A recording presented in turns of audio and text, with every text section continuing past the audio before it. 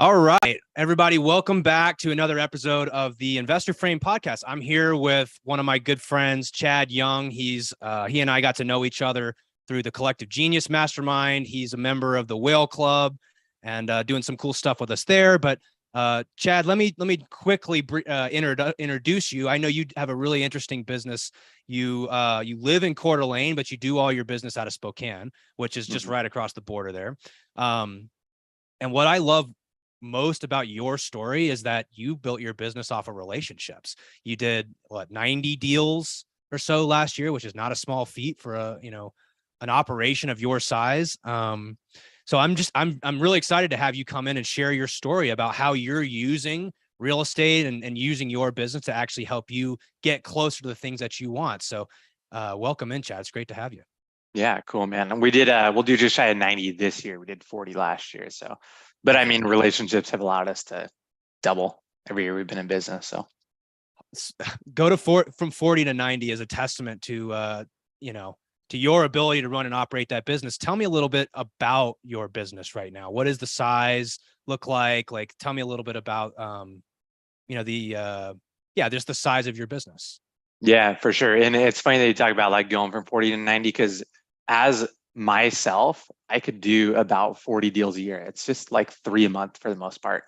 And it's funny, you think like, oh, I can do 3 a month by myself. Like I can hire one more person and we can do 6 a month. And like, no, we have a team of like, I think 7 people now to do 6 a month.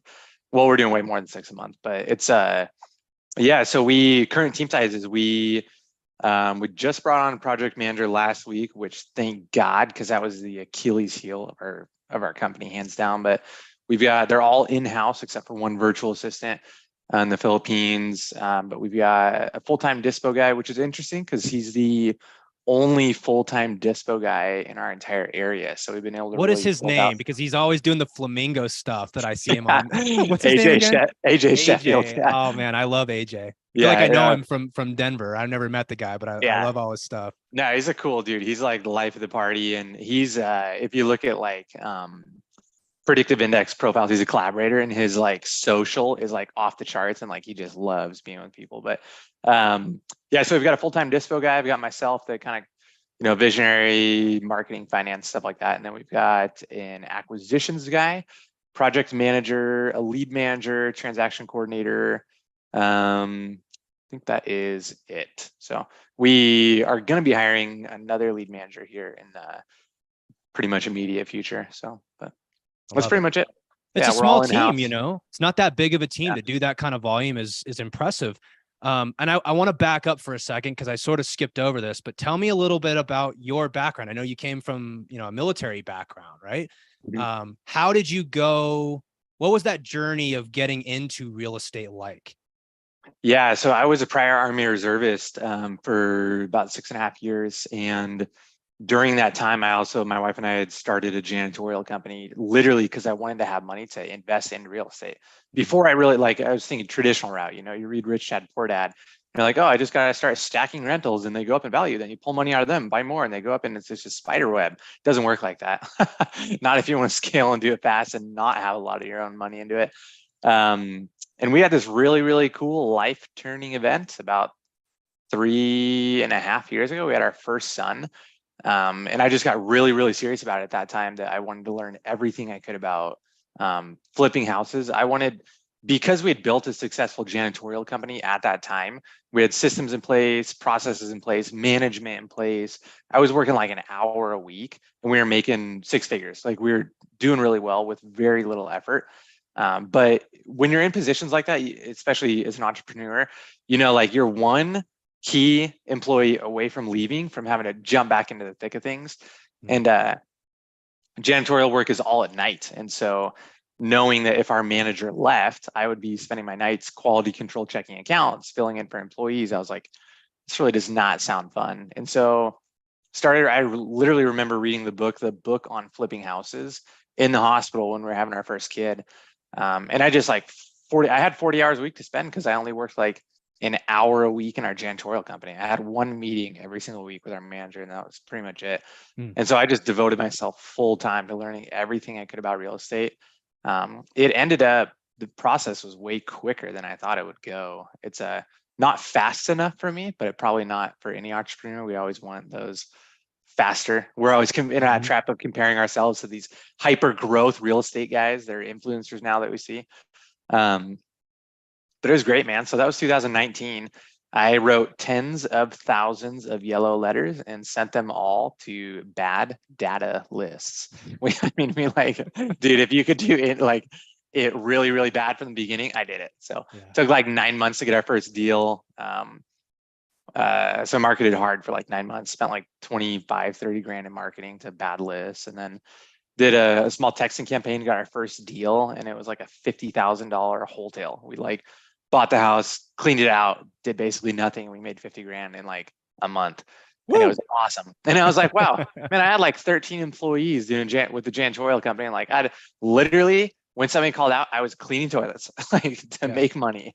And I was like, man, if I just do 2 of these a year, like that's all I need to do to replace that income. Seriously. And so I was like, all right, I'm sold on this. And so we just started trying to repeat the process. In that first year, we did 12 deals. Next year we did 40. This year we'll do 80-ish. I mean, we just got a package of 13 units that we're supposed to close on. Like, I don't know, maybe by the end of the year. So that'll really up our numbers. But that's great, man.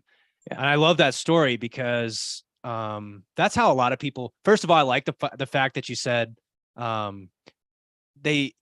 are sold this idea that, oh, if you just collect a bunch of rental properties, then you can leverage those to buy the next one. That sells books really well.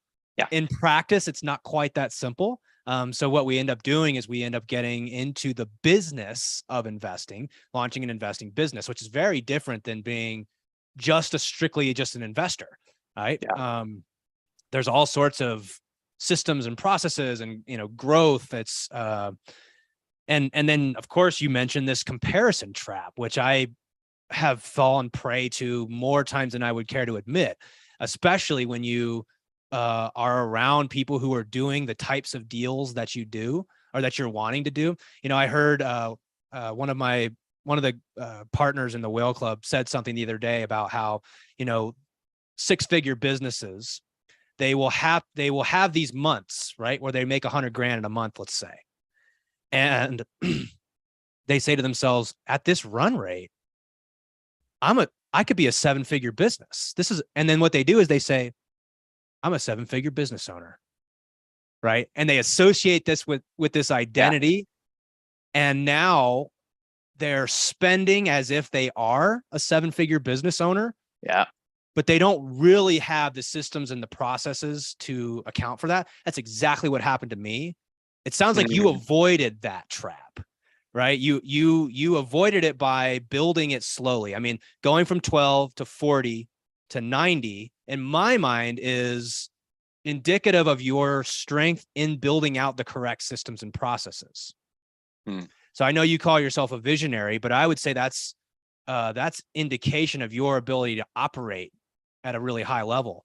Talk to me about that. Talk to me about the evolution of building out these processes, figuring out what to keep. If there's one thing I've learned is that what it takes to get you to 12 deals is not going to get you to 40 deals. Mm-hmm. What gets you to 40 deals is not going to get you to 120 deals. Every time your business kind of levels up like that, you need different systems, different processes. The machine breaks. How did you deal with that? And you're 100% right. Like at each level, what got you here won't get you there. You face new challenges and new, and you almost get to the point too where you're playing with higher stakes. Like when you've got, when the market came down, we didn't have 3-4 houses on our books. We had 20. There's much bigger problems to solve at that juncture. But when you have good systems in place, like the cool thing, one of the vendors in Collective Genius Sharper process, we actually just brought them in to do consulting for us. But even prior to that, I had listened to a bunch of their coaching calls and stuff, and they talked about process mapping. And so I am extremely, lazy is probably not the best word, but I hate doing something twice. Like everything has to be trainable. I tell our employees all the time, like if you walk out and get hit by a bus tomorrow, I need to be able to plug somebody into your seat, and they need to know how to do every single thing that you do down in detail. And so we we process map everything. And you start, it's the reason that you can go to one of Starbucks 18,000 locations and you get the exact same vanilla latte at any single location. And so what we did is we just built a process map. Every single thing that we did, you just write down every single step that you took. And we actually build like a flow chart, like a pure process map. And then each one of those boxes that has a step in the process is spelled out in detail in a procedure. Mhm. And the cool thing about that is when you go from 40 houses to 80, 100, 150, the machine breaks. Like I told my guy today, he locked up 13 units. And I'm like, man, we have like millions of dollars in funding we need to get in like the next, couple days. I was like, let's see what parts break in the system because we're overloading the system right now. And so all you do is you go up the chain in the process mapping and say, at what point in the process did it break? And then you implement, you just change the procedure for it. And so and you start to find that as you grow, you were selling houses at first, then you're leading people, then you're training people to lead people. And it's just completely different. I wish it was the same problems we were always solving, but at the same time, we need that continual evolution. Like we need to continually, if we're going to give people a person that they can follow, you need to be a good leader. And like that I wish you could just be born a good leader, but it's a continual progress in education. Like it just doesn't stop.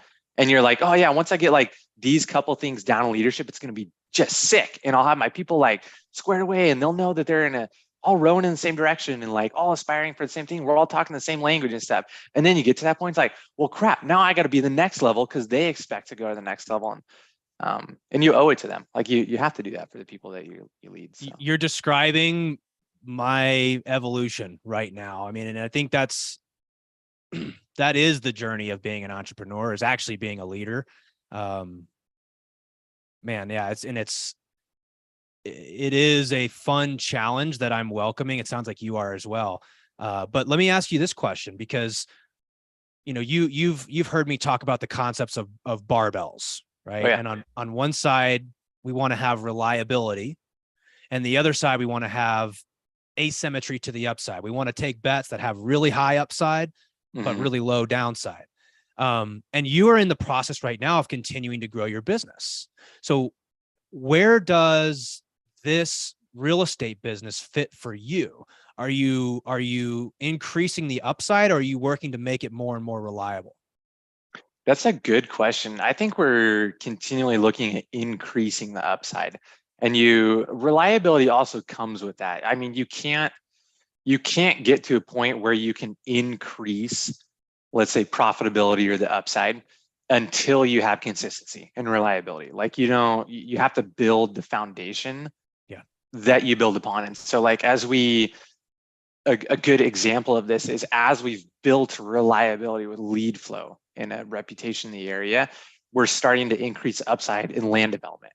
And so things that are naturally coming through our funnel, and it's like that Toyota Tacoma syndrome or whatever, like you never see these until you want to go buy one, and you see them everywhere. Yeah. We never did land deals until I realized like the potential that's there for it.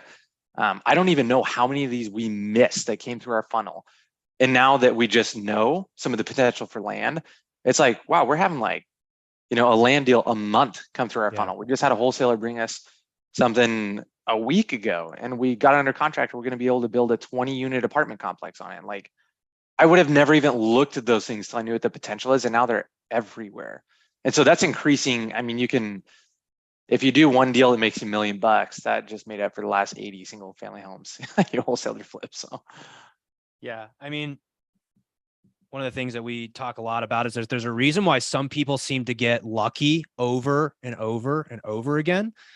And it's not by luck. It's because they've engineered a system where they get lucky over and over and over again. And 100%. So what it seems like you do really well is you build reliability first, and then you are exposing yourself to opportunities where you could get lucky, right? Because you have, and it's the next thing I want to kind of touch on, is your business is centered around relationships. But when you can build this highly reliable business first, instead of focusing on, like, before you have reliability, you're chasing around, ooh, let's do land. ooh, let's do multifamily. Ooh, let's go to a new market. Let's try a new marketing source. It's kind of like, but do you have reliability in your business already? Because otherwise, it's like we say, we're scaling chaos. So I think it's this ping pong back and forth between you're building reliability into the system. And because of that, it's producing opportunities for asymmetry to the upside, right? You're getting 100%. lucky with these because you have such a reliable business. You've read probably Chris Voss's Never Split the Difference. Oh yeah, it's my Bible. Such a good book, dude. Such a good book. And he's got a quote in there at like the end of the book. It's like not even the main book. It's just like some of his notes on the chapters or something at the end. And he said something in there. He said that when the pressure's on, you don't rise to the occasion. You fall to your highest level of preparation. And it's the same thing Navy SEALs do. Like they don't freak out when the pressure's on, and they're not all of a sudden Captain America. They just go back to their training. And it's the same thing you're talking about with lucky people consistently getting lucky. When you've trained yourself enough, and just by God's grace to like know what a deal is, or even what it smells like a deal, all of a sudden when somebody brings you on, you're like, oh, let's take a look at this. Like, let's. And like I said, these are things I just passed up before because I didn't know what they were. Well, and the trap of an entrepreneur, the comparison trap that we talked about before, is we see all these people who are doing running businesses, and we get this comparison trap, right? Like you're saying. And another way to say this is, instead of focusing on raising the ceiling, we want to raise the floor, right? We want to slowly raise that floor higher and higher and higher. And you do that really well. Let me hear more about the relationship aspect of your business, because the first time that you and I met was, I don't know, maybe January. And I heard you give your presentation at Collective Genius, which you won the belt for. And the topic of this was around giftology. Do you mind explaining that and how that sort of fits into your business? Yeah, totally. So like, as you can probably tell, I have kind of an obsession with systems, processes, things that don't allow things to slip through the cracks, things that allow people to step in and immediately pick up that role. And so also one of our core values in our business is generosity. I just firmly believe that like this is a gift I have been given and I need to steward it. And one of the best ways you can make people feel valued is by giving them a gift. Some of the things that are most important to people were not things they paid for. It was gifts, your health, your children, experiences in life, things like that, lessons learned. And so what we did is we just, in our business, we literally just created a spreadsheet, and it was like, let's put people in different buckets. Like these people we do business with a lot. Let's call it the hot bucket. These people we might do business with. These people, we just want to let them know that we care about them. Like we're always on their radar. And we literally systematize gift giving.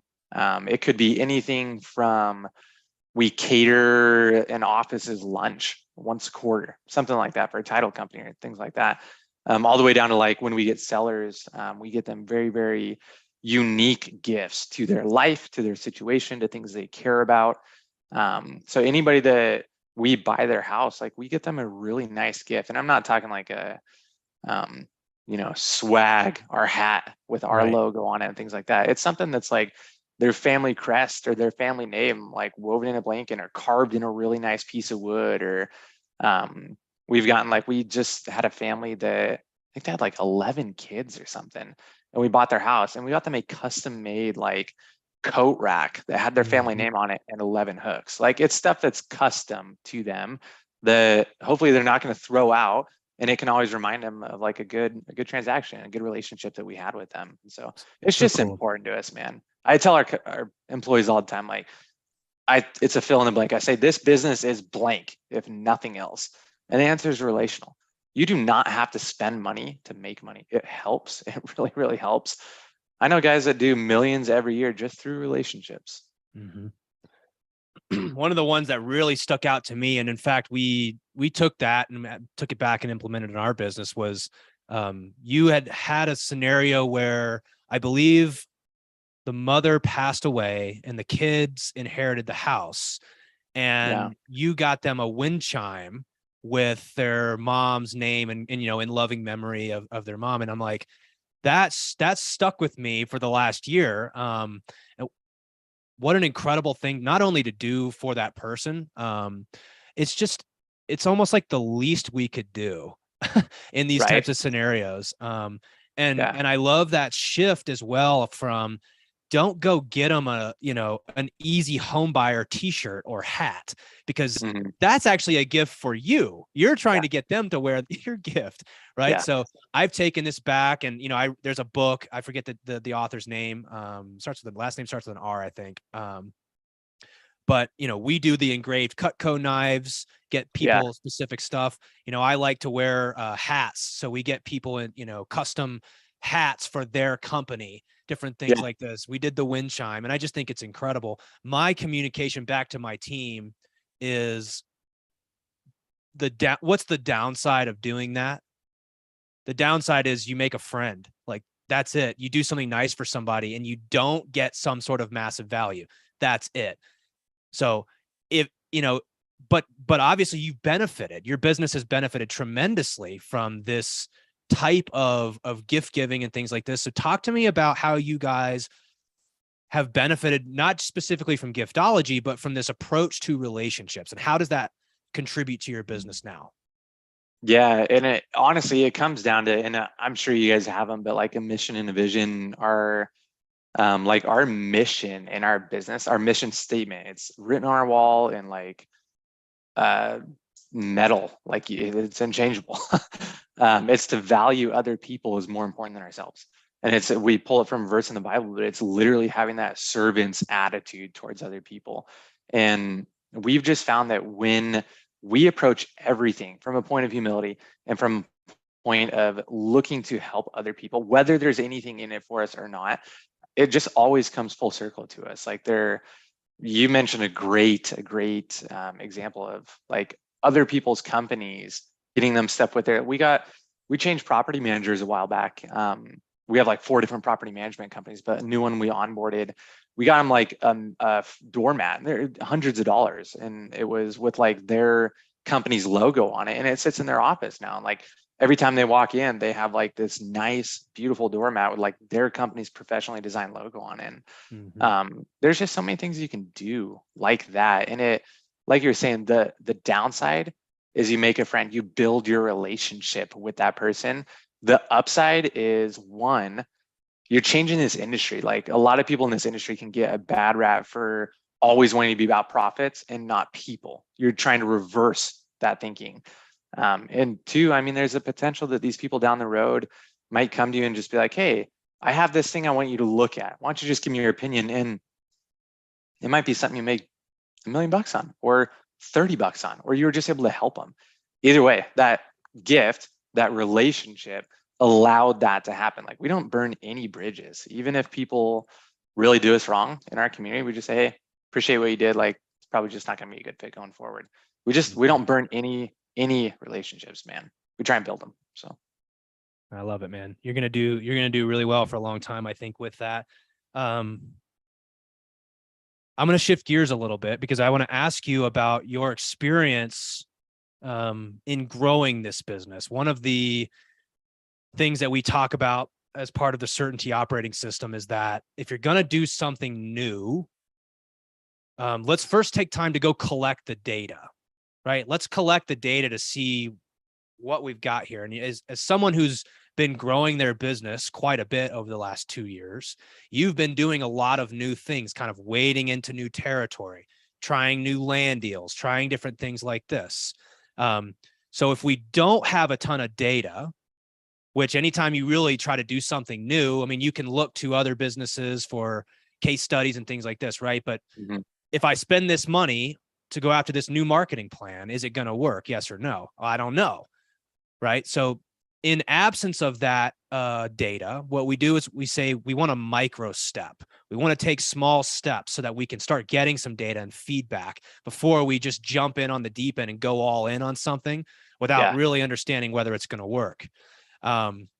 So how have you micro stepped in your business as you do an endeavor to do something new? What does that process look like for you? That's a great question, because I'm one of those personality types that has an extremely high risk tolerance. And with that comes a lot of like, what they call it, shoot, ready, aim. Like you just like, boom, okay, got it. And then you kind of pick up the pieces afterwards and figure out what works. And one of the things that I've always done, I can't remember who the heck said it, but somebody said a quote that a wise man learns from his mistakes. A wiser man learns from others' mistakes. The wisest man of all learns from the success of someone else. And so any endeavor I've gone into, my micro steps to get there was making sure that I kind of had that guardian angel that was the guy I was paying, or the team I was paying, or the coach I was paying, that has already been through the fire and can tell me what speed bumps to avoid and what holes not to fall into. I've spent well over 6 figures on continuing education this year. Whether, I mean, I've had 3 or 4 personal different coaches that didn't coach me in different aspects. And you just, same concept of what got you here won't get you there. I would have a coach for a while, realize the need of my company was something different, or they brought me to where I needed to be and I need to go to the next level. So I seek the next coach. Some coaches have remained and I still have them. But those are kind of the micro steps that I take as far as making sure somebody is watching my backside that has done it already. And then there's kind of the obvious with like marketing and things like that. You have just clear lines in the sand. I'm a very objective, data-driven person. And so it's like, if we put X amount in and we only pull X amount out, this dies. Yep. It's going somewhere else. If we put X amount in and we pull X amount out, let's try and get X amount out. Like, let's tweak it. Let's pull levers. Let's shift our messaging. Let's shift when the clients are getting the message, things like that. And so you just got to have clear lines in the sand and track everything. Like there is, if you can't track it, you can't. What you measure, you can grow. If you don't measure it, you can't grow it. And it's going to hemorrhage money in the meantime, in this business, at least. It's very expensive to market in what we do. I couldn't agree more. That was a mistake that I made a lot of times. What I heard you just say just now is that you need to define beforehand what success looks like. Because what the mistake I made was, I'd be like, yeah, I'm going to pay for marketing. We're going to pay for direct mail. And I hope it gets me deals. Right. But I didn't define, if we don't get this much, in leads or in whatever the metric is you're defining, if we don't get that, then we need to stop. The mistake that I made too many times in, building my business was, I didn't define beforehand what success looked like. So then when we get further down the road, I'd be like, I mean, yeah, but we didn't get a deal, but we got a lot of really good conversations, and let's try it again. And you just keep throwing stuff on. And that was probably the biggest mistake I made in the first couple of years of my business. But, having that clear line in the sand to say, if we don't get this, we're not moving forward. Yeah. And the hard thing in our industry is the margins are so high that you can have a month where you make $200,000. Guess what? The only thing you're not thinking about in that month, what didn't perform. You're not, if you have a 6-figure month or multiple 6 figures months, you're not going back and be like, okay, what didn't we make money on this month? Because you just feel great. You just feel like you conquered the world. And it's a blessing and a curse to have those high profit margins, because they allow a lot of sloppiness. It's just like in an appreciating market. You can get away with a lot of stuff as long as the money's pouring in.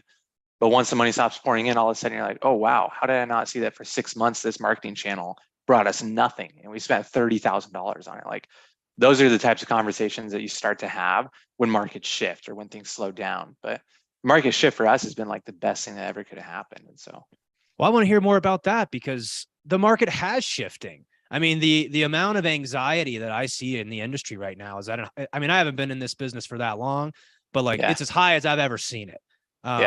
People making rash decisions, people shutting down their businesses, but the easy home buyer is cruising. So like, what is it? Is it the efficiency of your operating systems? Is it the strength of your relationships? What is it that is making you guys so successful in this, shifting market?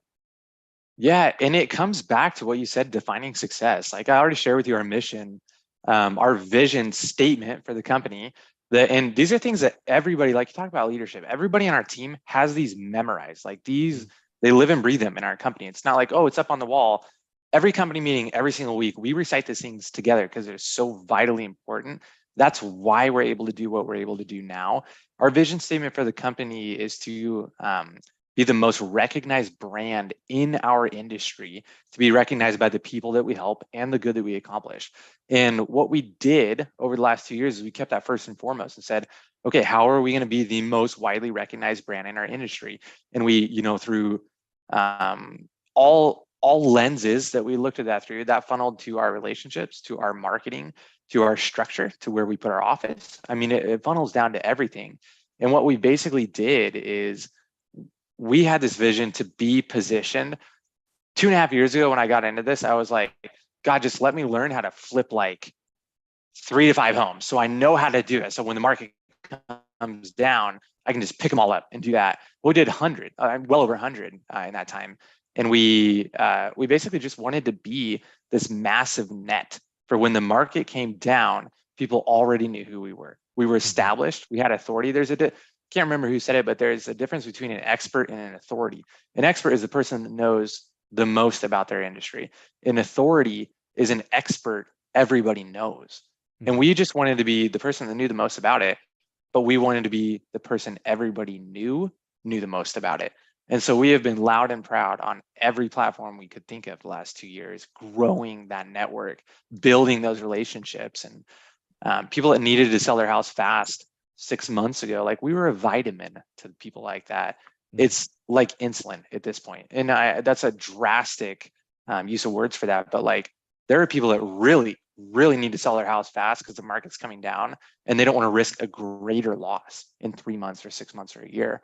And so recession's here. Like, and you and I felt it 5-6 months ago. Like when stuff started slowing down, we always feel way earlier in real estate because it's so intrinsically tied to people's money. They have home equity lines of credit. They have free money the government's printing at 3% mortgage notes, things like that. When that stuff tightens up, 6 months later, people feel it. It sucks. And we know tons of people getting laid off right now. And we're growing. I mean, it's just a huge blessing.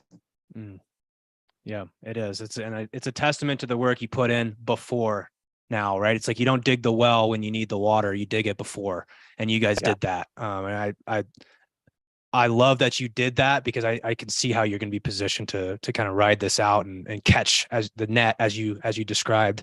Last thing I want to touch on is the concept around solvable problem. So you came in to the Whale Club and we had a lot of conversations about solvable problem. And the idea with this is really oftentimes as real estate investors, we get distracted by the tool that we're using. It's really easy to identify with I'm a flipper or I'm a wholesaler. And it's like all the residential guys want to be commercial guys and all the commercial guys want to be industrial guys and yada, yada, yada. So the point is there's this never ending loop of more that we find in the world of entrepreneurship. What are you doing to get closer to your solvable problem for your life, for your family's life? I know you got a wife and 3 kids. How does this fit in with the solvable problem for your life? How are you using real estate in this particular business to help you get closer to those things? That's a great question. And I think the trap that we fall into as entrepreneurs, I've definitely been guilty of this, is you will build your business and then you will build your lifestyle around that business. And what I chose intentionally to do, this being the second business that we had started, and we really try to focus on that with our first business too, is we have our lifestyle and then we built the business around that. And so there is no instance where I work more than a 40-hour week. Like I go home at 5. I go home for lunches a lot of days. I try and take my oldest son out for lunch once a week. Like there's things that we're doing. You just have to have clear definitions of what you will and won't do. And I am not at all willing to work massive hours to bring in a paycheck. I'm just not. I would rather be poor and be rich in a relationship with my family and have a good marriage and a healthy parent, son-daughter relationships. And so that was the biggest thing that we did, is we set clear parameters. And then it becomes, well, how much can I do in 40 hours a week? And then it gets really fun because you can get efficient and you can train and you can model and you can grow. And then you can hire consulting companies. That's like, well, hey, how do we increase? And one of the things that has attracted, I think, a lot of the people to work for our company is when they onboard, I say, hey, You work 8:30 to 5 and you turn it off. It does not go home with you. Like if you want to work, I'm not going to stop you. I will never, ever ask you to work full time. Or excuse me, I'll never ask you to work overtime. So they know their nights, their weekends, they're done. Like I can't tell you how many realtors and title reps and stuff I see emailing us at like 9:30 at night. And I'm like, that sucks. Like that really sucks. Yeah, it really does. And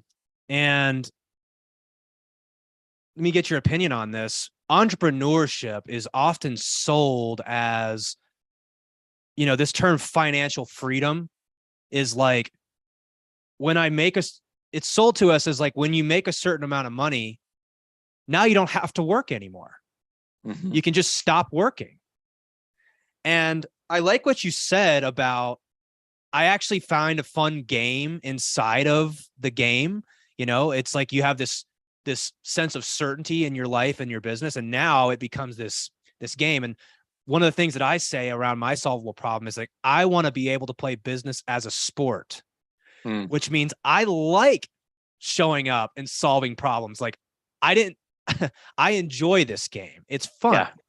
The problem is when you lose sight of what really matters. It's like, well, we're playing this game because it's fun, but then I also take it home and obsess with it and it hurts other areas of my life. Well, then I'm not willing to make that trade-off.